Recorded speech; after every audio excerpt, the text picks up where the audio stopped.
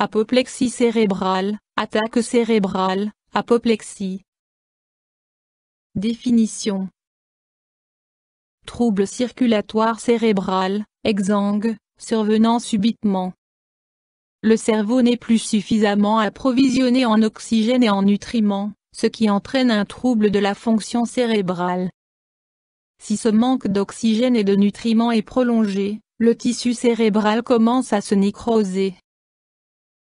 En cas d'infarctus cérébral léger, les symptômes peuvent disparaître après quelques heures. On parle alors d'attaque ischémique passagère ou transitoire. Cause. Rétrécissement, artériosclérose, de l'artère carotide ou des artères cérébrales. Occlusion des vaisseaux, thrombose. Obstruction des vaisseaux par un caillot sanguin, embolie, en cas de trouble du rythme cardiaque ou de malformation cardiaque. Diminution importante de la pression sanguine, par exemple en cas d'arrêt cardiaque ou en présence de troubles du rythme cardiaque. Les inflammations, les malformations congénitales ou les lésions des vaisseaux cérébraux en sont rarement la cause. Facteurs de risque. Hypertension. Tabagisme. Diabète. Taux de cholestérol élevé. Surpoids. Manque d'activité physique. Dépression, d'après des études récentes. Troubles, symptômes. Hémiplégie, éventuellement avec la commissure des lèvres qui pend. Troubles de la sensibilité. Troubles de la parole, de la déglutition et de la vue, diplopie. Difficulté de la coordination des mains. Vertige. Rarement, céphalée. Nausées, vomissements. Dans des cas isolés, des crises d'épilepsie peuvent survenir en cas d'infarctus cérébral aigu. Troubles de la conscience pouvant aller jusqu'au coma. Examen, diagnostic. Anamnèse avec prise en compte des symptômes du patient. Examen physique. Tomodensitométrie pour exclure une hémorragie cérébrale, IRM. Examen par ultrason. Et pour détecter d'éventuels troubles du rythme cardiaque. Échocardiographie, fonction cardiaque, visualisation des valves cardiaques. Analyse sanguine pour mettre en évidence des troubles de la coagulation sanguine. La crise d'apoplexie constitue une urgence médicale, qui nécessite un traitement médical immédiat, même si les symptômes peuvent régresser. Le moment du début du traitement influence fortement les chances de survie et la régression des manifestations de paralysie.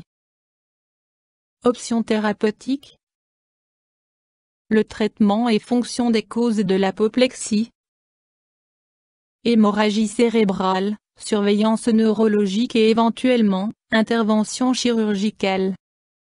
Occlusion vasculaire, surveillance de la pression sanguine et éventuellement, traitement thrombolytique, dissolution des caillots sanguins, fluidification du sang pour prévenir une nouvelle attaque cérébrale.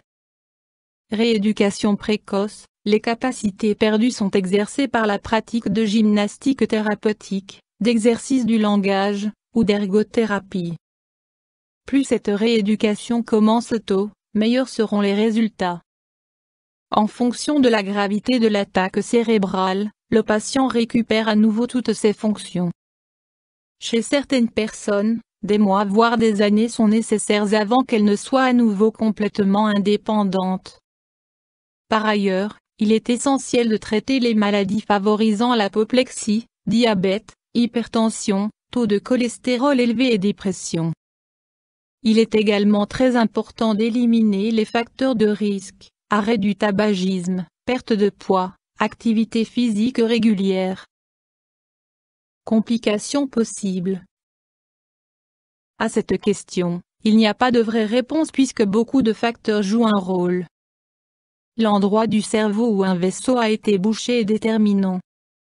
En effet, il existe des zones défavorables où même un petit infarctus peut provoquer des handicaps permanents très graves, alors qu'un infarctus important dans une autre zone entraîne uniquement des symptômes légers.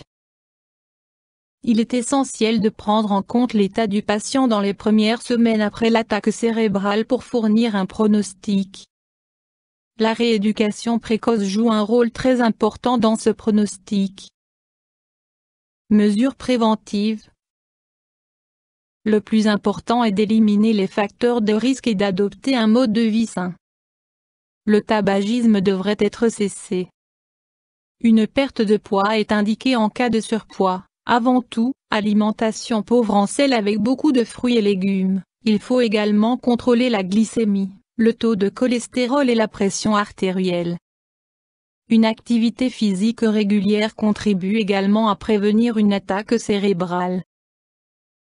Si la pression sanguine est élevée et qu'un traitement médicamenteux est nécessaire, celui-ci doit être adapté à chaque patient. Le patient ne doit pas décider lui-même d'arrêter les médicaments. Discutez des facteurs de risque et des moyens pour les réduire avec votre médecin. YouTube Dr Alabé.